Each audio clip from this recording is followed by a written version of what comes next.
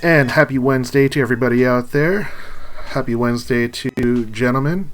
Ross and Zeb with me, as always, and I am Sam. And guys, how's it going? Doing awesome. Fantastic. How are you, Sammy? You know, Zeb and I, we were talking before, so I just wanted to share this again. Talking about Seahawks, and that game, you know, I was not super frustrated or super upset. It might have been because I had to finish the game, listen to it on the radio, so I couldn't see a lot of things, but I had Steve Rabel like walking me through a lot, and I felt okay. I felt okay after the game. You know, it's a loss, but I was like, okay, you know, we gave it our best shot and came a little short, but I was actually really happy that we were able to do that. I don't know how you guys. What about you guys? How are you feeling about that game? I was impressed by the fight that the Seahawks put up, and I was impressed with the game plan that they put together. They were able to hang right in there with the Rams. In the end, I was actually disappointed because they showed me that they were good enough to beat this team, and I thought we could have probably walked out of there with a win if we'd have just done one or two things, you know, better there towards the end. So I was a little disappointed, but I was definitely impressed with the way the team played, and that they were able to hang with the almighty Los Angeles Rams the way they did. Russ, what about you? I mean, this was probably one of the least text game that we had going back and forth. Like, I don't feel like it was weird. I don't know. That's true, because it wasn't even just with you. Usually, I mean, for the people listening, normally Sammy and I and Zeb to some degree as well, and even like our often listener Tony, I'm messaging back and forth, and this game had a lot less of that, but I'm not exactly sure why. Do you think it's because Do you think it was because the game was grabbing your attention? Like, why do you think you weren't texting to us or to Tony? I think that was a large part of it. This is the most meaningful game of the season for me up to this point. I was super like zoned in, locked in on the game. Just wanted to watch the game because we're at a crossroads. The Seahawks are at a crossroads. People have talked gloom and doom all off season. And there's the USA Today's now infamous 4-12 prediction, and things like that going on. And I've kind of put myself out there saying, like, this season sort of decides, is it just because we got lucky in a couple drops and the Seahawks were good, or as my narrative goes, I think there actually is something to Pete Carroll as a coach, and Pete Carroll's systems, and John Schneider's somewhat, but I'm seeing more and more it may even just be Pete Carroll. I mean, they're not perfect. They make mistakes. But is there something to his system and his evaluation and how he deals with people and how he motivates, how he draws things up in his perspective? I've always said for the past few years, I've kind of had this revelation of football where like there's only a handful of head coaches actually who have the right kind of system that can ever win you a Super Bowl. So you have to find the right one. It's not like it's an equal thing. And there's only a handful of quarterbacks as well who are going to take you there. So you have to find the right ones. And I find this season is sort of like like I said, it's sort of a litmus test for my theories and how the Seahawks are going. And since training camp, I've said, I don't think this team is going to be as bad as people think.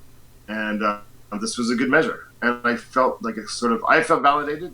I didn't feel that bad about the end. The end was really frustrating. Like Zeb said, a couple more things go right or a couple things don't go wrong and we win. And we shock everybody.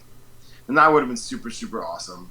But at the end of the day, last week, if I had been told it's going to be 33-31 and we're just going to barely lose, I would have taken it. We all would have taken it. None of us predicted the Seahawks to win, did we? No, we all predicted it to be a loss, but I think everyone kind of predicted it to be kind of over the spread. I predicted a lower scoring, closer game. This ended up being a shootout, close game. So none of us were 100% right in any fashion. But I'll take the result, right? I mean, again, I'm not expecting. I admit I'm not expecting to win the Super Bowl this year anyway. But this game shows that we're not a trash team. We're not on the underside. I see polls even now putting out the predictions like the 27th best team. Bullcrap. We've lost to the Rams, who many people say is the best team. We've lost to the Chicago Bears, who now show that they're really, really legit. So we've lost to potentially what some people put as the number 1, 2, number 2 teams of football. Other than that, we're doing all right. I feel really good about the game. But if you look at the off-season goals even, did we meet them all? The running game looks back. The offensive line isn't the best in the NFL, but it looks largely fixed. Didn't we find out that we can actually play a game without Earl Thomas and it immediately resembles a horrible disaster? I mean, I don't know. I felt okay. I think that's kind of what I take out of it. It's like I wrote on the forum at hawkscast.com. My quick notes about this game were really, it's a moral victory. And I know we talked about in an earlier podcast that, we really don't want to have these close games. But now that we're in the thick of the season where we're not going to see massive change, this close game means a lot to the team. Well, we'll talk about it in one of our topics later today. But what I take out of the game is, like you were saying, Ross, we're not that far off. We are a few pieces away from being a team that is gonna be able to kind of take control, run the table, and it's based upon this foundation that Pete Carroll has built. So I'm disappointed. I'm not as disappointed as Zeb, even though I probably should be about a loss. But I think because they played so much better than I anticipated, I give a lot of credit to the fact that it was a divisional game, so there was a lot of things that the players wanted to play for. But I think there were so many positives. And because of that, it makes me much more excited about this upcoming match, much more excited throughout the week, because it wasn't a game where we really had nothing to be really embarrassed about. I think the defense maybe, but I mean, I don't know. I can't help but feel excited. I don't know if that's the right word after that result of that game.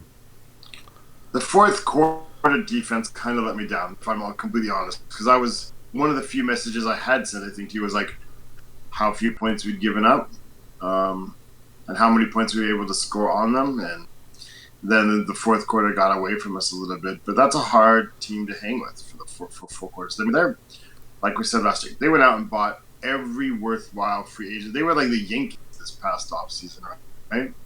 Every worthwhile free agent, they went and got them. Or they traded for. Yeah. Traded for, bought, whatever, scrounged, blackmailed to join, whatever they had to do, and we lost by 2. Lost by 2, and we're starting people who this is their first just starting. Some rookies, some like T2's first game as a real starter. Bradley McDougall was overlooked kind of last year, and I didn't have time. I wanted to apologize to him last year out there, but Bradley McDougall, he's our best player on defense right now, I think. Yeah, Bobby Wagner had a really rough game. I was disappointed in the fourth quarter, but other than that, I was stoked for that game. Yeah, I mean, the way Seahawks continue their running streak, but they see their winning streak fall short. The LA Rams took a huge lead in the NFC, but only 4 teams have more wins than the Seahawks, and 2 of those teams the Seahawks lost to early in the year. The offense, it's continuing to evolve. It's had its best scoring offensive output for the day, but as we said, the defense can't keep up with the number 1 offense. The Seahawks look to rebound because they're going to face the 1-win Raiders team in jolly old England. You're back to 500, maybe. Yeah. We are the Seahawks FanTable Podcast, brought to you by Hawkscast Forum. Gentlemen, I can't help but feel optimistic from this game moving forward. I think there are definite still concerns. This is not a de facto team of destiny kind of situation, but with the right steps, I mean, it could definitely be something. But actually, that kind of takes me into topic number 1, because I want to jump into this real quick. So Zeb, topic number 1. Did Pete Carroll lose the game by calling a timeout? So to set it up, Seahawks got the Rams to 4th down. It was 4th and half a yard. It was on the 40-yard line around the Rams' own 40-yard line. The clock is winding down. They got stuffed on 3rd down. It's about a minute 30 plus on the clock. Seahawks use their timeout. At the end of the timeout, the Rams' offense came on the field. They did a quarterback sneak, got the first down, ran out the clock. Did Pete Carroll lose the game by calling a timeout, Zeb? No, of course not. So confident. There's no question. It's one of those things that's really easy to second guess after it's been done, especially that things didn't turn out the way we wanted them to. But I think, it's at least a 50-50, right? Like either you take that time out so that you save as much time as possible, or you let, you assume that they're going to let the clock run down as much as possible. And then you're left with left time, but with a timeout. Like there's, obviously there's positives to both of those situations. But really, the Seahawks had punted on their last two drives. It's like the offense had suddenly become stagnant again. It's not like there's like this any kind of guarantee that we were going to be able to drive down the field and score. So, could we have? Absolutely. It's totally possible, but it's also very possible that we wouldn't have. So to put it all on Pete Carroll for taking that timeout is just not realistic. Russ, what about you? What was your takeaway in that regard, in that particular moment? Did you want Pete to call that timeout after they got the stop on third? Yeah, my answer for this is okay. I wanted to call the timeout, and then I realized they were going to measure. And I thought immediately I got sick to my stomach practically. My stomach immediately tightened up. But then when I watched the game again, I realized something that kind of makes the whole question different. Have you ever, this is going to sound weird. Can I go off on like a G. Scott kind of tangent for a second? Have you ever watched one of those like magician shows? There used to be a show where like an ex-famous magician who had to hide who he was to protect himself from the cult of magicians. He used to expose the tricks that magicians do, like in Las Vegas shows. He wore like a tiger mask. Did you ever see that show? Oh yeah.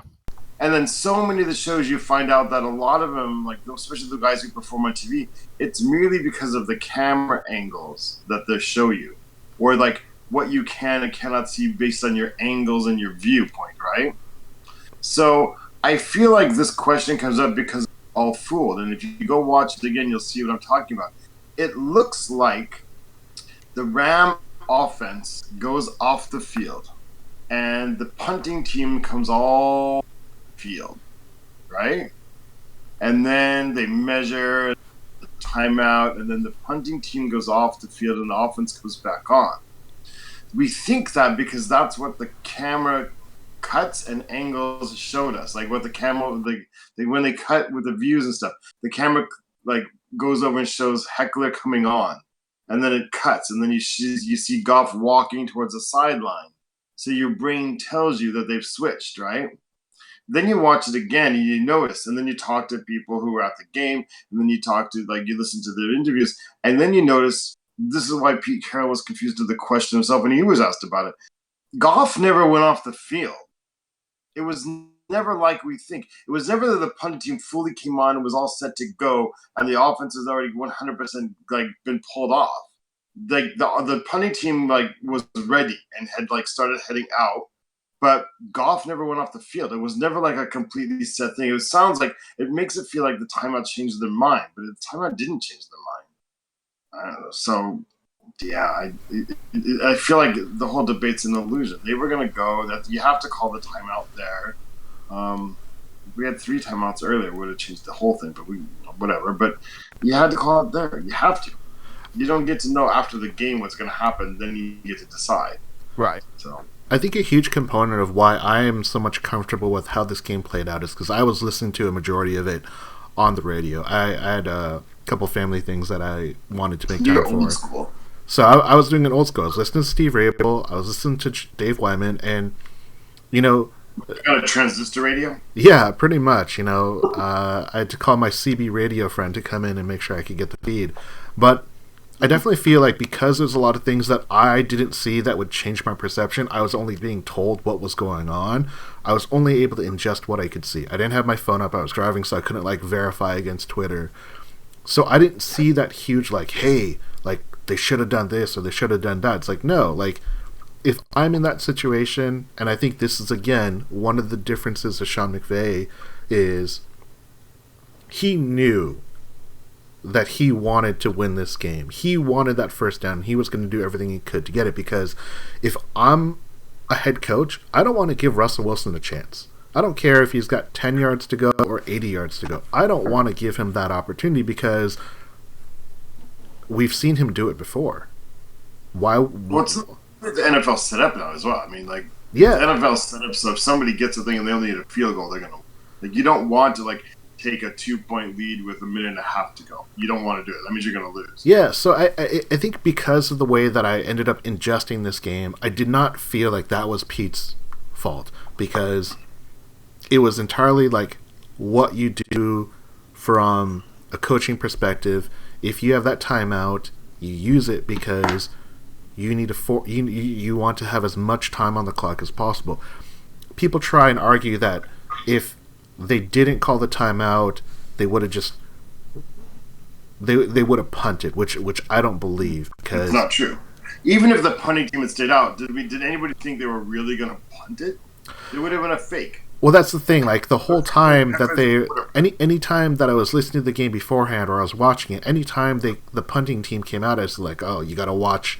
And that's the thing. They actually did that one time earlier in the game where it would have been like a 55, 60-yard... it was at the end of the second half. At the very end of the second half, rather than going for the long field goal, they opted for the Hail Mary because they saw Tyler Lockett line up at the very back of the end zone waiting to receive that field goal attempt in case he didn't hit it, And as soon as they saw Tyler Lockett back there with the regular defense, they called timeout, and then they proceeded to just throw the Hail Mary. And of course that got intercepted, but we saw that they played a very aggressive game. I think that's one of the strengths of that Rams team, is that they play aggressively, which I give them a lot of credit. And I think that their coach does things that would be considered really unorthodox. Like, a lot of teams I don't think would have the stones to run that play on fourth down, and even a quarterback sneak, because if they don't get it, you're going to have people calling for your head saying it was a huge mistake. Obviously, people are always going to judge you on hindsight, but they're not even willing to take that risk because they're going to say it's not worth it. It's not worth giving the team that opportunity to win. So I think Pete Carroll played it right. Got to give credit for the Rams for making the big play. It wasn't a great spot. I'll take credit away just a tiny bit. The Seahawks were on a bad defense, bro.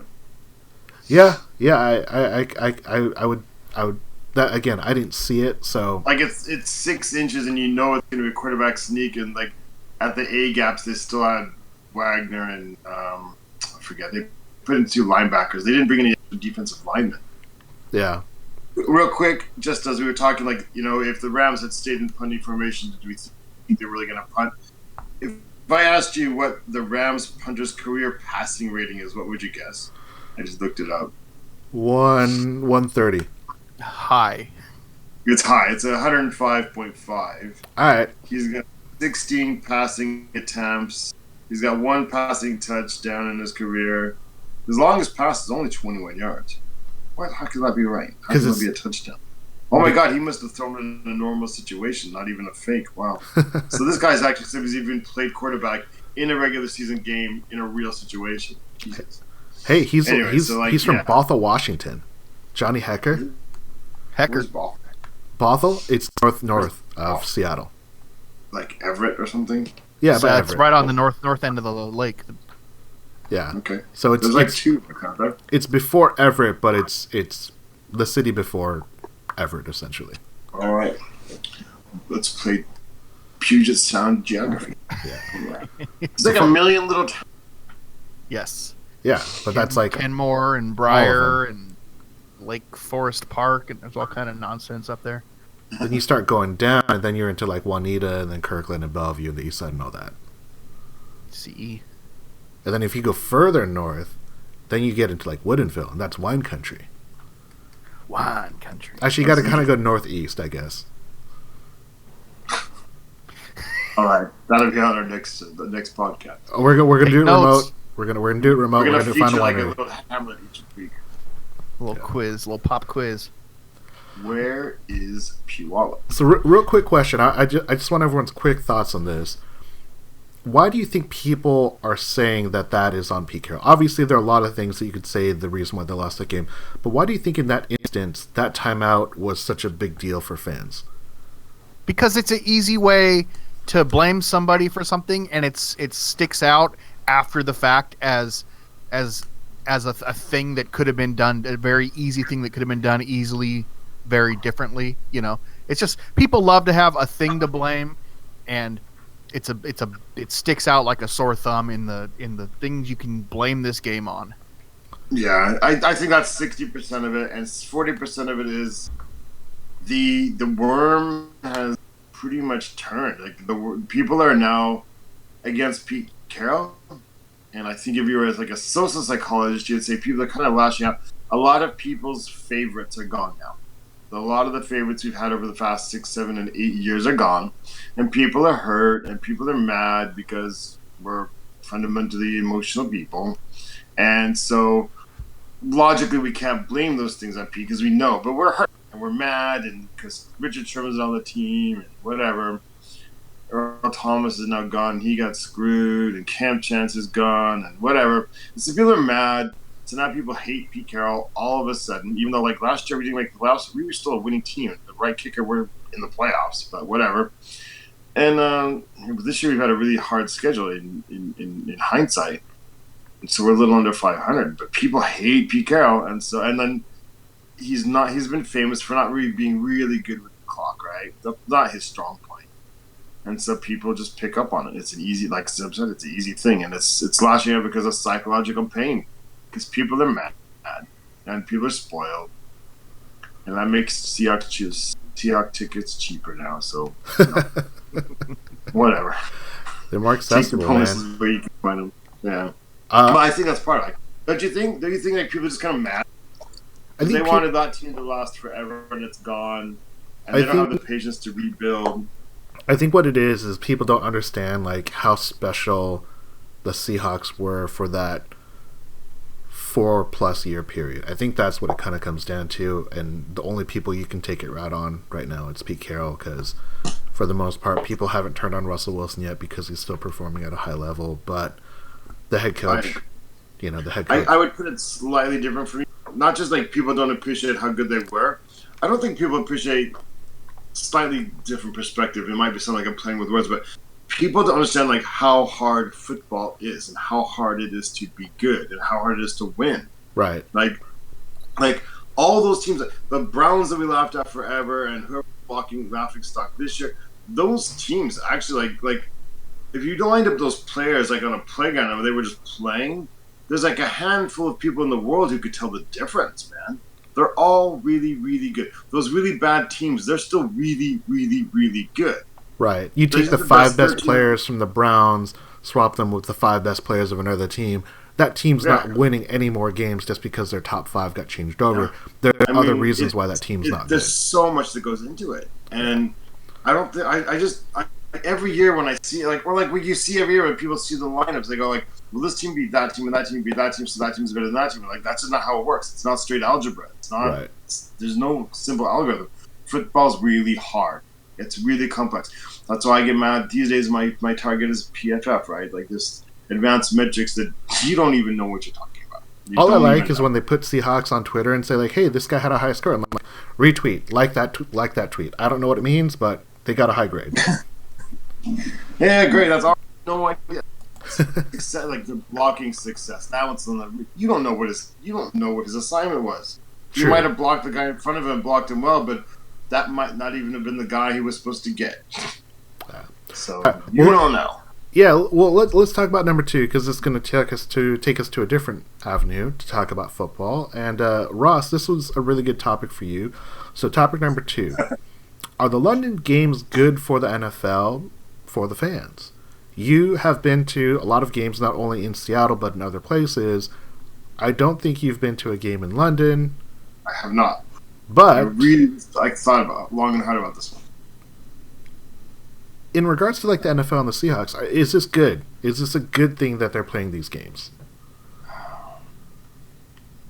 Yes and no. I know why they play them, so I can't tell them. I can't fault them, but I think that it's a bit. I've lived most of my adult life abroad. I live in Tokyo. Everybody doesn't know that. There's like one of you out there. So yeah, the longer you live abroad, and because I live in Tokyo and how you make friends or whatever, most of my friends here are expats, not necessarily Americans. I have a lot of Irish friends and Australian friends and British friends and whatever. And one of the things that's really, really gets reinforced to you is that the NFL doesn't travel particularly well. I mean, it's all statistical. There are big fans and all over the world. Some people pick it up and love it, but overall, it's not a game that's going to travel well. And so, no matter how hard the NFL tries to market these games so they can eventually expand or whatever these places, I don't think it's ever going to pick up. So I think they're sort of on a mission impossible kind of thing. It's not going to happen. I know they want it to happen. So they're enticed by the market. But I do think that it sort of breeds some resentment among the players and teams and even some of the fans. And so I think long term they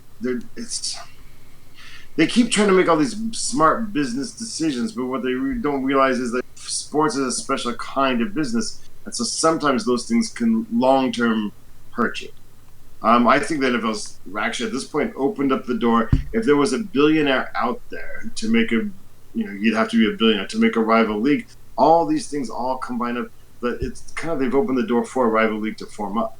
Because I've even heard rumors of holding a Super Bowl in London. That's sort of like betraying your American core audience to me. And I think a lot of people would feel like that to make a few more dollars. Because Wembley Stadium seats 90,000. Well, and it's London, a lot of high-income people. But, you got to... Long-term, I think these things come back to bite you. What about from a fan's perspective? It's kind of interesting. I mean, to be honest, I was kind of excited. I mean, we talked about going over, and then it's not going to work out. But it didn't work out. But I wanted to go. I was kind of excited. But I also would say half the reason I was excited and didn't feel cheated was because it counts as our away game. Right. And, the Raiders are in this kind of transition period anyway. They're on their way to Vegas. So it's kind of, the NFL probably feels justified. But if this had counted as our home game, I would have been outraged, personally. Yeah. Zeb, what about you? What's your take on the NFL playing games in London, and what should the fans think? I'm going to defer to Ross on anything remotely involving how things work internationally, unless it's buying beers on the on Sarapo Beach and Guy to Italy. That's maybe the one thing I might have up on him. I think the London game and the Mexico City games, I think they're fun for me as a fan. Just the thought of it. I think the fact that they're putting 70 to 90,000 butts into the seats when they do it, the fans over there must appreciate it and be enjoying themselves. And then the fact that they keep, they used to be one game a year, then it was 2, then 3, and now it's 4 games a year. That the NFL clearly thinks that it's good for the NFL, right? I had wanted for a long time to not be the team playing over there, but then as soon as I heard that we were this year, I kind of got excited about it. So I don't know what it really means overall in the grand scheme of things. Like, I think, the idea of having a team in London is probably pretty stupid. I don't see any way that works. I mean, frankly, I don't see how, if the NFL's thought is to branch out and have like this international American football league, just with the way time zones work and traveling, I just don't think it's really feasible. They tried with the World League, and I mean, obviously the fact that was just shitty football didn't help very much, but obviously it wasn't very successful. So I don't see that kind of thing working out. But if they're selling 80,000 tickets, they're not going to stop doing it. I looked at last night. I full disclosure, I was drunk, and I was sitting in a bar, and I was looking at airport tickets to London for the weekend, like last night, and I found a kind of reasonable airplane ticket. And then I searched Wembley Stadium tickets for Seahawks last night on the resale market. Out of 90,000 seats in the stadium, do you know how many tickets I could find? How many? 37. Whoa. And then 20 minutes later, when I found one, the one I kind of liked and I was half considering buying, it was down to 31 tickets. That was like on the resale site. That's crazy. So you're saying there's no tickets available? Like, Yeah. this game. But what was surprising was the tickets I found available were really cheap. It was like 15,000 yen, like 150 bucks. But it was in this 500 level. There's a 500 level. Jesus. 500 level. Like you have to like wear like an oxygen mask or something. I don't know. 500 level. I don't know if that in Wembley Stadium that's just like everybody else's 300 level. Maybe they do it different. I don't know. I've never been there, obviously. So. Yeah, I think ultimately I think these are kind of dumb games because they don't add anything to the fans. All they do is try to expand the NFL, but what it really seems to do is it only attracts expats that are living abroad, or it's like the weird, local that happens to like a non, traditional sport. I liken it to, I like rugby league. I like watching that sport. I'm not super adept at knowing a lot of like the teams. I only watch one national team because my wife lived abroad and she follows that team. So, and I have a friend that's from that country, so it just kind of be like, well, I like that team now, and it just happened to be something I do now. But it's never to the point that I'm gonna like fly overseas to see them. I have seen them in Chicago when they played, but that's because they rarely come to the U.S. I just don't think that the sport translates well to international countries because NFL is so uniquely American. I don't see how non-Americans can get really involved with it because it is such an obscure sport. It's so different from so many other sports that people play, and it's so uniquely American. I just don't think that it has a great breadth of interest. Like there are definitely going to be like those pockets of people that will like it, but just as far as I can tell, it's because maybe they've traveled or lived in America, or they have a lot of American friends, or they happen to play the sport, which is again a really big rarity to see from an international perspective, because we call it football, but 95% of the world calls us gridiron, because soccer is football. Like, and they don't understand, like, wait a minute, a game that you run and throw the ball but rarely kick, you call football? It's like, yeah, of course. What do you guys call it? I can't count how many times I've ball. Yeah. So, I mean, like you guys said, it's a road game for us. It's no big loss for us. It's a 10 a.m. game. The Seahawks have already flown out today, so they're flying out a day before the Raiders are. We'll see. I mean, we'll talk about the game coming up, but I just kind of feel like these games in itself, they don't really add anything to the league because they're trying to expand, but unless they're really going to build a league in either Mexico or London, I just don't see the long-term benefit of having those games there. Sorry. That's all right. Sorry. The internet cafe, the computer just decided to run an advertisement all of a sudden on the screen. That was weird. All right, well, that's a good time to move along. So we'll go to topic number 3. So, Zeb, this one's for you. So topic number 3, it's not so much a question, but it's a nice comment. So this comes from JG from the Northwest. So James, thank you very much. He posted this on Hawkscast Forum. There'll be a link in the description, so definitely check it out because he wrote a lot more than just this. But I wanted to read this to you, because I think this game kind of changed the way that people feel about the Seahawks. So Zeb, this type of game can hopefully spring us to more confident and better play. I've tempered expectations this year, and I will continue. However, I want to see some young guys show some potential, develop, and get us set up to launch in 2019-2020. You can find JG on Twitter at JG from the Northwest. Zeb, we talked about it a little bit, but do you kind of feel, along with JG, that this game will change the mind of people, of Seahawk fans, of the national media in the way that they played this game? We're talking about the game against the Rams? Correct. I think what this game does is give us a little more confidence going forward. Like, for me in particular, like, going into this season, I'd mentioned this before, obviously, that I believed that the offense was kind of getting on the right track, and it was the defense that I was worried about. Then we started playing games, and that totally didn't seem to be the case.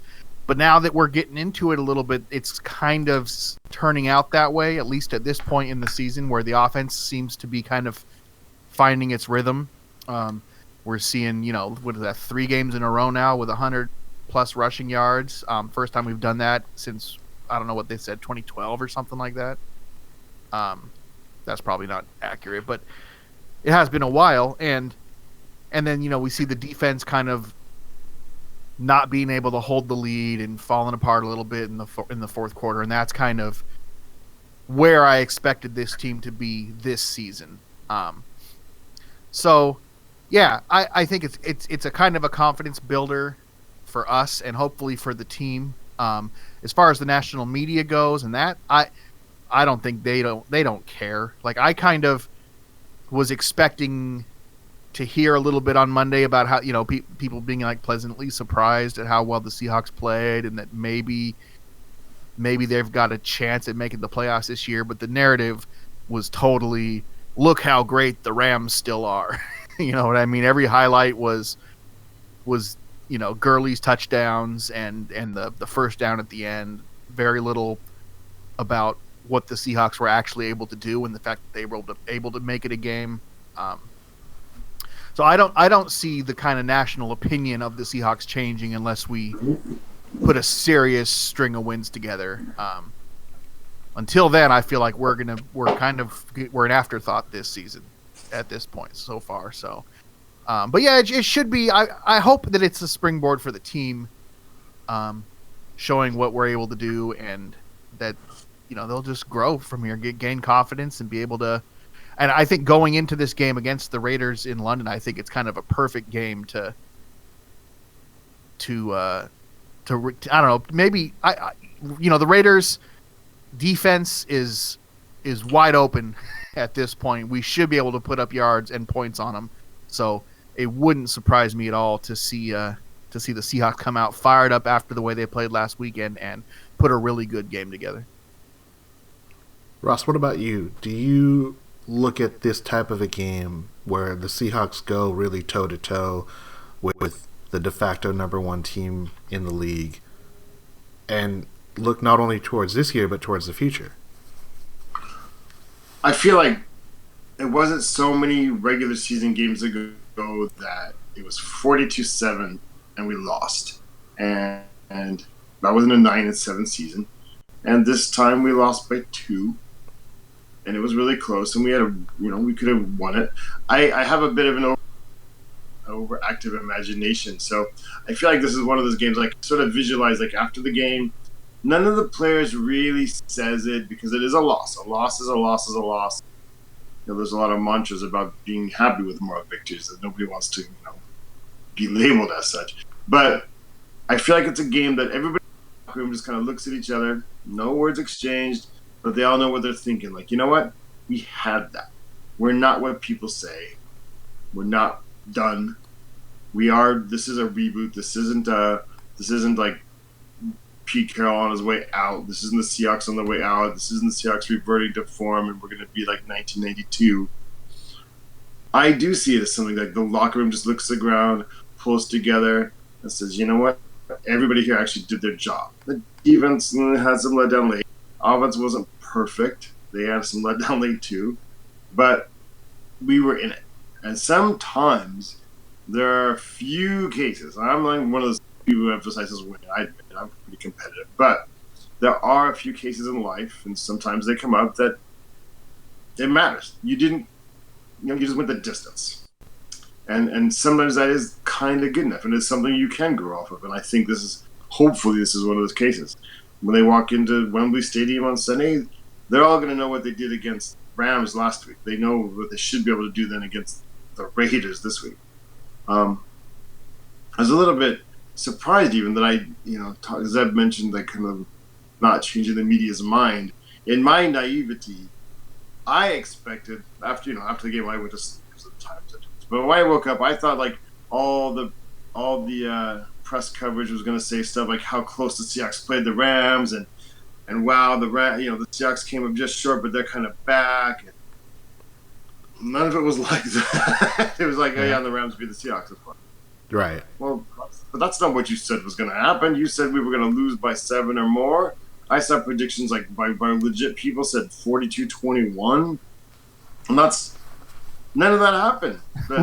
We almost beat them, and then the very next day the media's, can anybody stop these unbeatable Rams? Yeah, yeah, right? I mean, I saw a ranking, like national power rankings the next day or just a couple of days after, ranking the Rams number 1, Chicago Bears number 2, and the Seahawks at 27.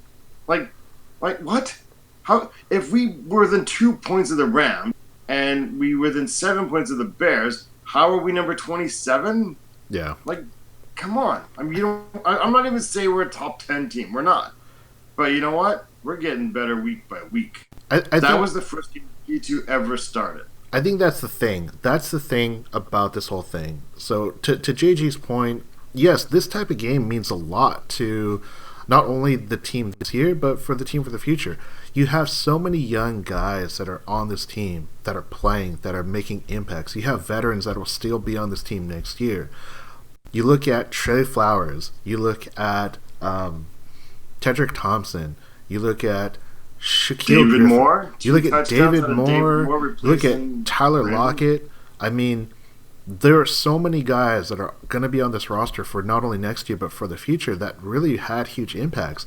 The one thing that I saw with the defense is our tackling was terrible in that game, and I think that led to a lot of opportunities. Again, credit the Rams for putting their players in those positions where it's not always a squared up tackle, but that's, I think, how we lost that game, because we weren't able to finish when we had guys wrapped up or had the opportunity to stop them for a minimal game.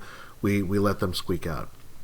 But the play that really draws out to me was the 4th and 2 play in the red zone when they go for it, and Shaquille just is like a step too early on a play that he would have blown up. I don't think that wide receiver has any chance of making that play if Shaq just is a half step later. If he times that better, that's almost a pick six. If he times it just slightly better, it's incomplete, and then they don't get that touchdown because on the very next play they gave it to Gurley, which they should have been doing all game, and he just runs it in for an easy 5. But there's except for the touchdown runs, Gurley held in check. He did a lot of damage on those outlet throws. They basically just throw him like the receiving, yeah. Yeah, so I mean, you have to give him credit because it's part of the offense. But yeah, I think to your point, the Seahawks handled him as well as could be expected for a guy that, was Offensive Player of the Year last year. But to JG's point, there is a lot that the players are talking about in regards to this game. Like the pancake that DJ Fluker had on Mike Davis's rushing touchdown, where he pushed him back 5 yards and then pancaked him on his ass. That was Ndamukong Suh. That was the highlight of their free agent acquisition last year, because so many people were talking to him, signing him, and he ends up going to L.A. Dwayne Brown said that they showed that clip 10 times in the offensive lineman film room, and every single time they got more and more jacked up. I mean, DJ Fluker, after the game, said that the Rams got lucky. Whether or not he's right about that, that attitude of like, hey, we should be winning these games. It's a testament to the team that Pete wants to build, and I think we're getting more and more back to that. So the expectations, maybe they're not here this year, but for 2019, 2020, you know, there may be a few players away, depending on which ones they can retain and which ones they can add. I think it's really, really positive. So I'm with JG. This type of game has a huge impact not only for this year, but for our future. Final thoughts? Yeah. I just, one more time, I got to talk more, man. Out of, like, the week before started to look like actually he's kind of taking Brandon Marshall's reps. He's maybe moved up the chain, and then from there, 2 touchdowns. Yeah, those are pretty touchdowns, too. Yeah, I mean, so legit. Like, he should, I mean, I think, to be honest, at this point, don't you almost want to cut Brandon Marshall then? Like, and see, bring in another young, because if he's going to be the number 4 guy, you want your number 4 receiver, actually, maybe your number 5, because we have Jerome Brown, if you've forgotten, like I just did, is on the roster. Right. If your number 4 and number 5 receivers should be people you're still developing or have special abilities, right? Like, I think it might be time to kind of let Brandon Marshall go loose and maybe catch on somewhere else who really needs somebody and develop another receiver. I think because Doug's not 100% yet, you need a little bit more of a veteran presence. But I do think eventually unless he makes an impact, he's going to be let go. I think, I don't know, Doug said he actually said that even 100%, but what's as good as he's going to be this year. He said, like, for example, only having a catch for 1 yard had nothing to do with him. It was just, like, game flow and, you know, where throws went and, you know, who was covering who. So, yeah, I don't know, I'd be comfortable letting Marshall go and bringing back somebody else who was in camp with us or finding another young guy out. I'd be okay with it anyway. All right. Well, let's move on to topic number 4. So topic number 4 is the Oakland Raiders, and the question is, to Ross, will Marshawn Lynch run wild over the Seahawks? Our run defense is not so great this year. We don't really have those big bodies up front, but can the Raiders take advantage of that? Can Marshawn Lynch take advantage of that? I don't know. Both sides of the coins are going to have 2 runs that, like, kind of remind you of what he once was. And I mean, like, going to be, like, good runs. And people are going to be like, man, he's still got it. He's still awesome. And you're going to have a few people going, oh, we should have never let him go, ignoring how it really happened. But I also don't think he's going to run wild. I mean, he doesn't even have enough carries because he's too old, right? He's like on a pitch count, I feel like. I mean, he's going to do all right. With the jet lag and things like that, I don't expect either team to be at their best. I kind of see him ending up with like a 4-yard average with 2 like pretty runs. They don't go really far, but like, you know, those kind of classic Lynch, nobody could take him down for 15 yards kind of thing. Like, yeah, I think he'll get the job done, which is a change in my assessment. I kind of thought he was done. I never thought he'd do anything with the Raiders, but you know, he's been all right, but he's not like a workhorse 1,400 yards a year guy anymore. And there's no animosity as well. There's not one of those, like, I don't think you see anything but mutual respect going back and forth between the teams. So I think it'll be a good game to watch. Zeb, what about you? What's your expectation for Marshawn Lynch facing the Seahawks for the first time? I mean, I don't know. It kind of could go a couple of different ways. I think if he wants to run all over the Seahawks, like if he makes it that point that he wants to get at his old team that way, then I think he probably will. But if he's not looking at it that way and he's not going to put any kind of crazy extra special energy into doing it, it probably, you know, we don't have the best run defense this year, but like we talked about earlier, we held Gurley pretty well in check. He scored a lot of touchdowns, but he wasn't running all over the place. We held him to like 77 yards or whatever. So I don't expect to see Marshawn Lynch come out and have a big old massive 140, 150 yard game against us. 248 yards. I mean, he's never even had a game that high. Like his largest game of all time is like 160 or something like that. Somewhere. But wouldn't feel very Seahawky if he actually did come out and have a 212 yard. Yeah, almost as Seahawky as if he did that to us first, then we signed him and he never did it again. Julius Jones. Julius Jones, I hate that guy. I do think that Marshawn Lynch is the kind of guy who has the ability to like turn it on a little extra when he really wants it. So if he goes into the game with that kind of mindset, it'd be trouble. Do you think he gives the finger to the Seahawks bench? I doubt it. No. I think they're Bevel's gone. Yeah. Marshawn Lynch, when he left the Seahawks, when he retired, regardless of what happened beforehand, he's been nothing but gracious about the team. I mean, they were talking about it when the Raiders came up to Seattle for the last preseason game.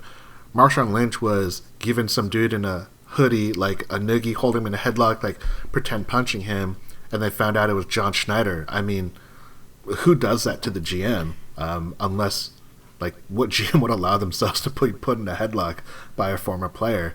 So I think it shows that there is a lot of respect back and forth. I don't think it was a perfect relationship based upon the fact that Marshawn does have a hard time with authority, but he gets nothing but love.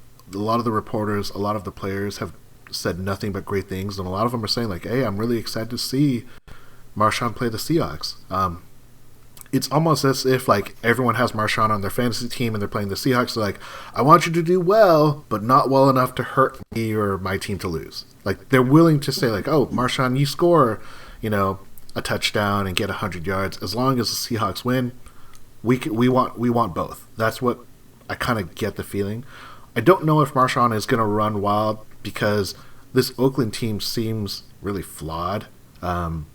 Their quarterback is a hot mess. Like, I don't really know what's going with Derek Carr, but he has more interceptions. He spends too much time playing with his band. That's what. He has more interceptions than touchdowns right now. I mean, this is a guy that got a monster contract. It's like a 1979 statistic. Wow. I mean, like seriously, like in 1979, touchdowns in Pro Bowl. But like, that's the thing. Like, this team is 1-5. They had like a 17-point lead and they lost it. There's nothing about the Raiders that makes me feel as if, not that the Seahawks shouldn't give them like respect. Like, as fans, I'm saying, like, if the Seahawks can't win this game, even though it's a long commute, both teams have to go through that long travel. I just don't see what the Raiders can bring based upon how well the Seahawks have played in these last 3 games. Yeah, they lost one of these games, but that offensive line looks so strong up front. They're like, for the past 3 weeks, we have not been bemoaning Jermaine Ifedi. Right. Like, I can't remember the last time I said, oh man, Jermaine Ifedi just doesn't have it today. Like, have you guys even thought about him the past 3 weeks? Not really. And isn't that always what you want from your offensive linemen, to just not even know that they're there? They're just doing their job. I mean, the fact that that's the definition of what really. Right, and that's the thing. This offensive line, credit to Mike Solari, credit to the front office, credit to the players. They're playing at a level, I think, that we did not expect and haven't seen. But I wasn't really high on Jermaine Ifedi this year. I wasn't really high on Jarris Sweezy. But those 2 guys, with DJ Fluker, Justin Britt, and Dwayne Brown, are playing really, really good offensive line play. They're not perfect. They're not like a top 5 offensive line, but we talked about that. If you can just go from like a bottom tier, bottom third offensive line to like that mid-tier offensive line, how much better this team could be. How much better Russell will have using play action, getting those opportunities, and getting like beautiful, beautiful passing plays down the field. It's all the world of difference. I don't think the Raiders are going to be able to take advantage of that. I agree. 100%. Final thoughts on Marshawn Lynch and the Raiders? I love Marshawn Lynch, and I only want the best for him, but I hope that he isn't able to run wild on us this weekend. I'm going to wear his jersey on Friday, or at least on Sunday. Probably. What? I have a Seahawks away Marshawn Lynch jersey. I will probably wear it. Really? Yes. I'm like the only person in the world who doesn't. Never mind. I'm not even going to go there. I'm going to fireball my house. Like I don't. Yeah, I really like what Marshawn Lynch does on the field, like off the field, like dude, legit grow up, like. Oh, for You sure. heard the story about him this week? The story that Doug Baldwin told about him Oh, this that's week? such a fun story. Yeah, I mean, like, he's cool. I mean, like, again, I can say, he's cool as a person. He's cool as a football player. He's cool with his crew, with his people he likes. That's really, really cool. But part of being an adult is dealing with situations that you don't like, and you have to deal them with like an adult situation, an adult way. And I still don't understand like how everybody's still really, really cool. Like when somebody says to you, I'm still even collecting money from you because I retired, but I'm gonna unretire and play for another team. And that's the only team I'll play for. I hate you so much now that I'll accept your money, even though I retired, and I'm not even respect the fact that you could have gotten it back and you didn't. But I'm not. I don't even think enough of you to even play for you anymore. Like I don't get why everybody's okay. Get it? I don't. Like I don't. Do people not understand? Like I guess people don't personalize enough. Like can you imagine like somebody saying that to you? Well, or like if you owned a company. Ross, I totally get where you're coming from, and I feel it's totally warranted. My personal feeling on it is, one, it's not my money. Two, he wasn't going to play for Seattle anyway, so in that 1 year that he took off when he retired, he didn't play. And we didn't actually pay him any money. But you know what? But we didn't pay him any extra money. When he was retired, we didn't pay him anything. The only money that that Seattle could have collected was a signing bonus that he signed when he got extended. So yeah. We had rights to go and take that money, but I think that Pete and John have shown that they are not that kind of front office, that they're not going to hold the players to the screws. You've said before you think it's a message to people, but I think actually Marshawn Lynch actually, not on purpose, because he's just being him, but he sort of was the beginning of the things had to be deconstructed. Like he's the one, because people... You do it because he's Marshawn Lynch, but for example, like he practiced when he wanted to practice. And towards the end of his career, like at one point they had to like kind of mitigate or whatever, limit his practice because of his back. But then later on, it just became like Marshawn's going to practice when Marshawn wants to practice, and he's Marshawn, so you got to do that. And he's earned it, But then other people still see that, and eventually had an effect, and he became part of that sort of the downside of letting I still believe with the Pete Carroll philosophy, letting players be the players. There have to be some limits, and I don't know, like the way Marshawn spent his last 2 years in Seattle. I don't know. I don't think you get the water under the bridge. Yeah, well, that's the thing. I mean, like everybody's better than that than me. Again, I don't hate the guy at all. I'm not holding a giant grudge. I'm just like I'm a Seahawks fan first and foremost, and that dude like hardcore disrespected our franchise, and he used them, and like, meh. And Pete Carroll and John Schneider are both bigger than me. They can move on from certain stuff. I've talked about the last week. I have to learn certain things about that. Pete Carroll taking the super, super high road on Earl Thomas, and actually being even the one that Bird was aimed at, being the number one defender of Earl, saying, hey, you know what? Think about where he's at. But that's kind of my point of view. Like I'm Marshawn, dude, you're a 30-year-old man. And your job requirement is to like say a few words to the goddamn media. Why can't you? We all have things in a job, and it's a hard case because everybody in America now hates the media. So that's like you don't want to be the person that has to defend the media. But the media is just doing their job too. And if the media didn't exist, the NFL wouldn't exist. So go do your job. I'm pretty sure I'd still watch the football if there was no media access. You wouldn't even know about it. The NFL would have never size it did without the media. Well, I mean, it depends on it depends on how broad the media you want to call it. Like, yes, network TV. Yes, that is part of the media. TV's the media. But I don't need to listen to the announcers or any play-by-play to enjoy what I'm seeing. Like, I can watch a football game on silence. I can go to a bar, watch a game, and still enjoy it. I like the play-by-play. Somebody has to first of all, that's on TV. You have to pay to watch that. I get it, and again, it's a large umbrella of saying media. So I get what you're talking about. How do you know? Like, for example, we all have our players. How do you even know that you like Marshawn Lynch? Because the media reported on him. You don't hang out with him. How do you know you like Sherman Richard Sherman? How do you know you like Doug? I like Richard Sherman because he's got in the people's media does their faces. Sorry? I like Richard Sherman because in his rookie year, when he replaced Marcus Trufant, AJ Green, he got an interception over AJ Green, got in AJ Green's face, and got a 15-yard penalty. And I'm like, yes, I like that. So I get it, but I mean, like, we all got attached. We all do get attached to certain players because we know who beyond what they do on the field. Your favorite players, you don't really like play. I mean, like, how Zeb, for example, feels about like Richard Sherman and Bennett and Earl Thomas goes beyond Earl Thomas karate chopping balls out of people's hands at the goal line, I think. Yeah. I wouldn't care. I would not lose a moment of sleep if I never had to listen to another athlete interview again for the rest of my life. I literally don't care about that part of it. They can even stop like doing it. even when it comes to the what's it called, the flag anthem issue, which thankfully is kind of dying out. Yeah, I don't care. I don't need. I can. Players have their own outlets now. They can get on Instagram or they can get on Twitter and they can tell me what they want me to know about them. I don't need sideline reporters. I don't need post-game press conferences. I don't care about any of that. I have never had. Oh, real quick. We got to move on, but I want to say one thing and then we'll move on.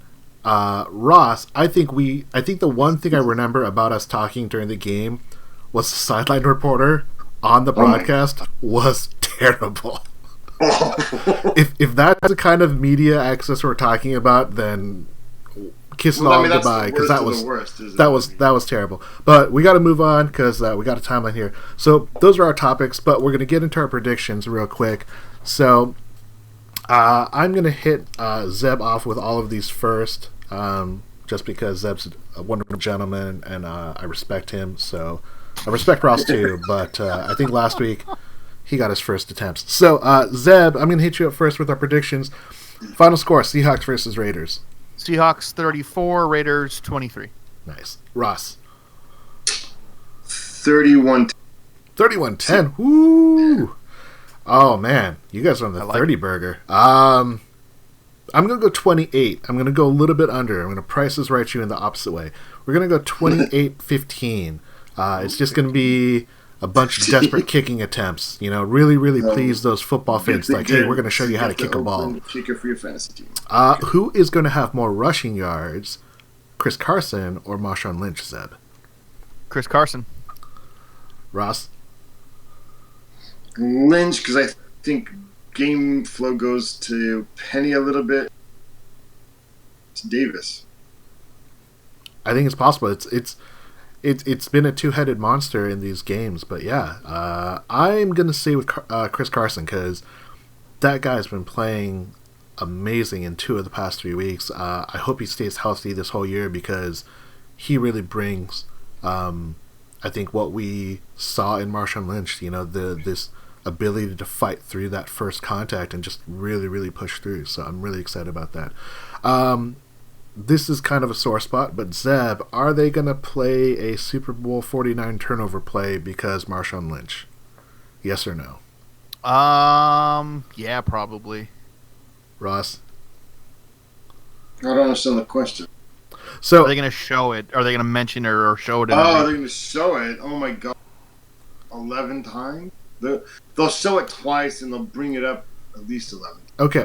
So did you guys see or hear about what happened in the Oakland game last weekend? Yes. So I think that's the reason why they show it. I think they're going to show it because it just so happened that Derek Carr, whatever his name is, said he would never throw the ball on the 1-yard line. They did. He threw an interception. Marshawn Lynch looked disgusted. The coach looked disgusted. But that's the reason why they're going to show that turnover play. It's so awesome because they have like that quote. Derek Carr was asked about it in 2017, and he's like, "If I have Marshawn Lynch in mind, and I'm at the 1, I hand it off to Marshawn Lynch." Yeah. Liar.